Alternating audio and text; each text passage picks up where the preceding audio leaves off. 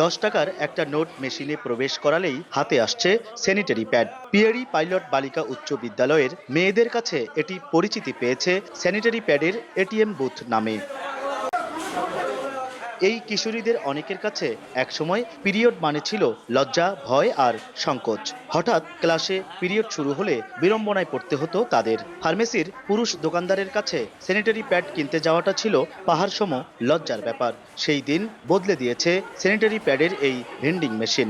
দোকানে যখন আমরা যাব তখন অনেক লোকজনের ভিড় থাকবে, তখন যখন আমরা মানুষের সামনে ওই কথাটা বলবো তখন নিজেরকেও বলতে একটা অস্বস্তি লাগবে। মেশিনে প্রেস করে পেয়ে যাচ্ছি টাকা দিলে, হ্যাঁ অনেক ভালো লাগছে। অনেক সময় সমস্যাটা হতে পারে কিন্তু আমাদের কাছে ব্যাড থাকে না, আর এটা যদি আমার ক্লাসে থাকে তাহলে আমাদের কাছে মানে অনেক ভালো হবে। এখানে আমরা অল্প টাকার মাধ্যমে একটি প্যাড পেয়ে যাব। আমাদের যারা স্কুলে আসে না তারা অবশ্যই আসতে পারবে।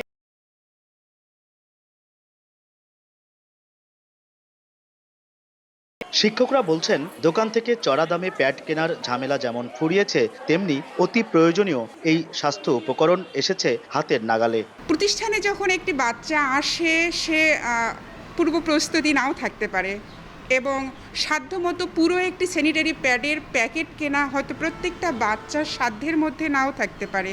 বাচ্চাদের জন্য এই বিষয়টি সত্যি খুব দরকার ছিল। পিরিয়ডের দিনগুলোতে আগে অনেক কিশোরী লজ্জা ভয়ে স্কুলেই আসতো না। এই ভেন্ডিং মেশিন স্থাপনের পর পুরোপুরি বদলে যাবে সেই চিত্র। পলাশবাড়ির মতো উপজেলায় যেখানে আর্থসামাজিক অবস্থাটা একটু ডাউনগ্রেডে, তো এখানে নারীদের স্বাস্থ্য সুরক্ষায় আমার মনে হয় এটা একটা ভালো পদক্ষেপ।